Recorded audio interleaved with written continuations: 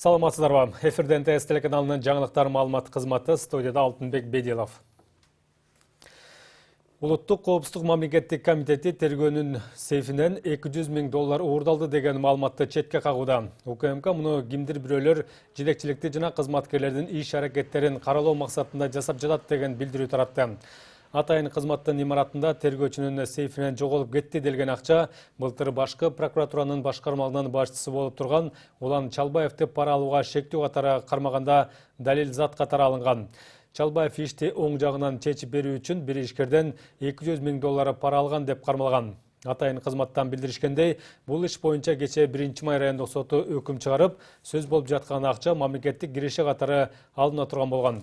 Мындан тышкары каражат учурда УКМКнын тергөөчүсүндө экени кошумчаланды. Ал эми 200 000 доллар пара алууга шектелген экс-прокурор Улан Чалбаев күнөөлүү деп табылып, 5 жылга эркинен ажыратылды.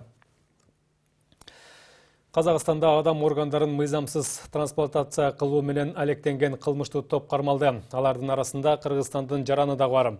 2 күн мурда Чымкент шаардык оорукананын башкы дарыгери Абылай Донбай камакка алынды. Ага адам органдарын мыйзамсыз трансплантация кылууга катышкан деген айып тагылды. Маалыматка ылайык, кылмышка шектүүлөрдүн арасында кыргызстандык жаран дагы болгон. Кылмыштуу топтун мүчөлөрү бөйрөгүн сатууга даяр болгон адамдарды таап, шаардык оорукананын башкы дарыгеринин жардамы менен трансплантациялоо боюнча операцияларды ишке ашырып турган. Донорлор катары Кыргызстан, Өзбекстан, ошондой эле Украинанын жарандары болгон. Ал эми кардарлар капчыгы калан чет өлкөлүк жарандар болгон. Казакстандын мыйзамына ылайык, өлкө жарандарына бөйрөгүн чет мамлекеттин атууларына сатканга тыюу салынган.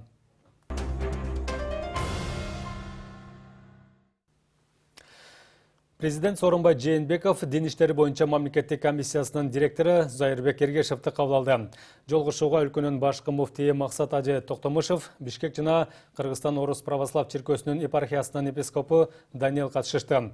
Мамлекет башчы ишенимге аяр мамиле жасоо жана ынтымакты бекемдөө идеяларын коомго сиңирүү зарылдыгын белгиледи.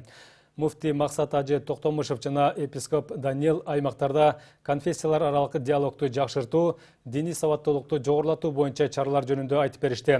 Мындан тышкары эртең Бишкекте өтө турган Ислам жана православия тынчтыктын диндери эл аралык конференциясына даярдыктар тууралуу маалымат берилди. Жергиликтүү кеңештин депутаттары жогорку билимдүү болушу керекпи же жокпу? Дал ушундай теманын тегерегинде бүгүн жогорку кеңештин депутаттарынын ортосунда талаш тартыш жаралды. Айрым эл өкүлдөрү бардык эле элетте жашагандарда жогорку билим алууга мүмкүнчүлүк жок экенин айтып, мындай талаптын киргизилишине каршы чыгышты. Жергиликтүү бийлик органдарынын ролун жана жоопкерчилигин күчөтүүгө багытталган мыйзам долбоору депутат Акылбек Жапаровго таандык. Парламентарий ошондой эле акимди дайындоо жана кызматтан алуу жергиликтүү кеңештин жыйынынын демилгеси же макулдугу менен жүргүзүлөт деген норманы алып салууну да сунуштап жатат. Бирок аталган мыйзам долбоору жогорку кеңештин депутаттарынын нааразычылыгын жаратты. Орто же техникалык билим деп коюп койсок жакшы болот эле да. Анткени кээ бир айылдарда жалаң эле жогорку билимдүү балдарды, кыздарды табыш да кыйын болуп калат. Мугалимдер жана башкалар гана болуп калышы мүмкүн да.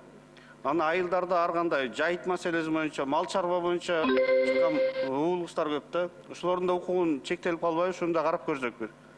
Азыр билесиздер, шайлоо кодексине дагы өзгөртүүлөр кирди. Бул норма закон катары кабыл алынып, урматтуу президент тарабынан кол коюлду, ишке кире баштады да.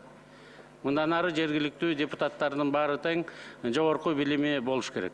Биз ушуну шайкеш келтиребиз. Бул эми 2018-жылы кирген мыйзам эле, андан кийин шайлоо кодексине өзгөртүүлөр кирип, бул норма уже иштей баштады да бүгүнкү күнү. Жергиликтүү кеңешке урматтуу депутаттар, жогорку билим деген бул өтө оор болуп калат. Анткени айыл жергесинде жогорку кеңеш, жергиликтүү кеңешке депутат болуш бул талап кереги деле жок. Анткени айылда жашаган жигиттердин, кыздардын, келиндердин, эжелердин, агалардын жогорку билимдүү барлардын бардыгы бул шаарда жүрөт же башка жерлерде жүрөт да.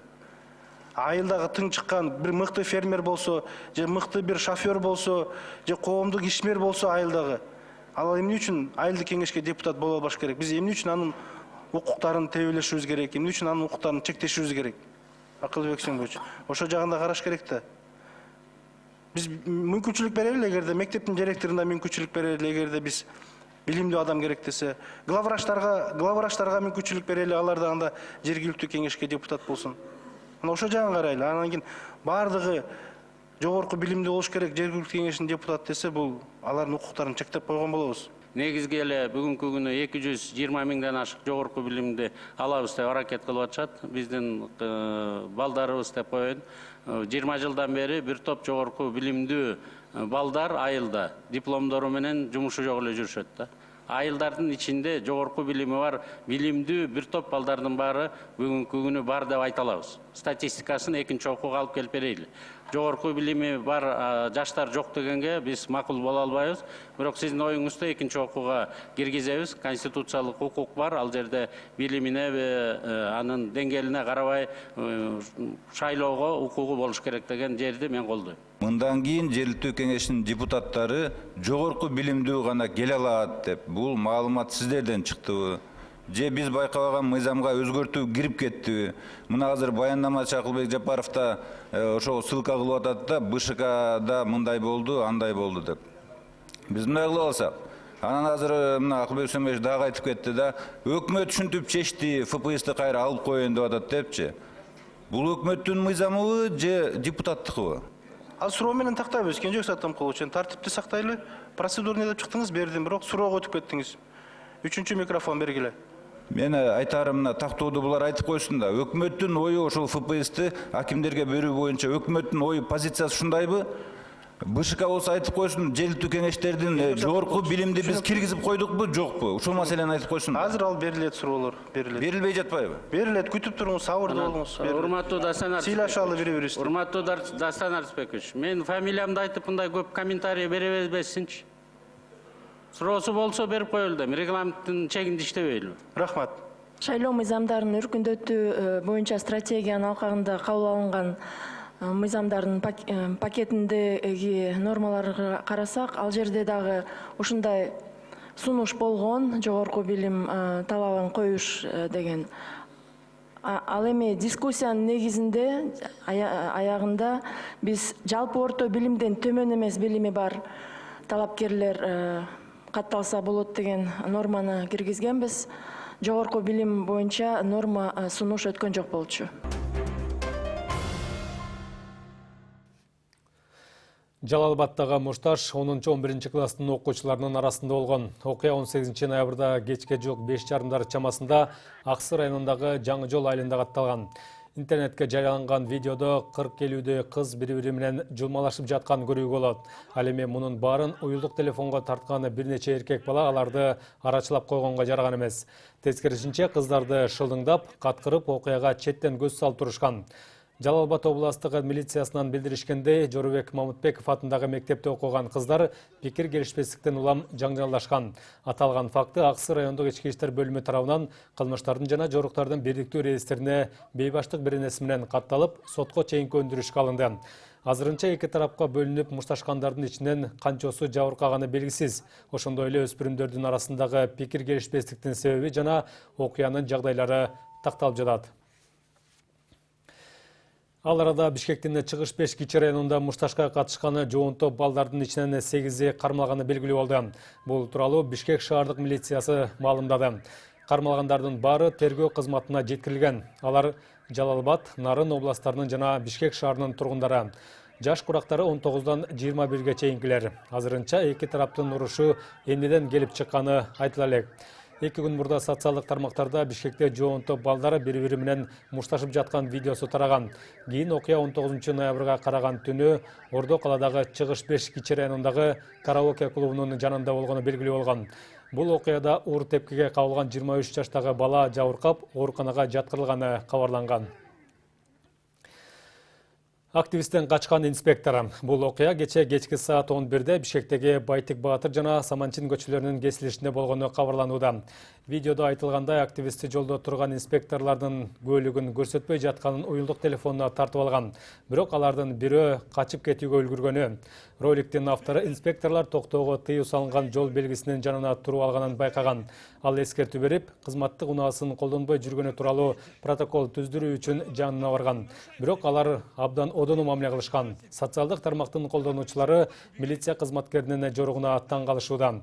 Ал эми Бишкек шаардык ички иштер башкы башкармалыгы бул маалыматты четке кагууда. Айтымдарында видеодогу адам патрулдук милицияда иштебейт. Евразия экономикалык комиссиясы транспортка болгон бажы алымдарына жеңилдик мөөнөтүн узартуудан баш тартты. Кече Москвада ЭЭК кеңешинин жыйыны өткөрүлүп, анда өкмөт өкүлдөрү 3-чү өлкөлөрдөн кире турган унаалар үчүн бажы төлөмдөрүнүн жеңилдетилген мөөнөтүн узартып берүүнү өтүнүшкөн. Бирок бул сунуш четке кагылды. Буга чейин мамлекеттик бажы кызматы жаңы жылдан тарта Кыргызстанга ЭЭКке мүчө болбогон мамлекеттерден ташылып келинген машиналардын бажы төлөмү кескин кымбаттай турганын билдирген.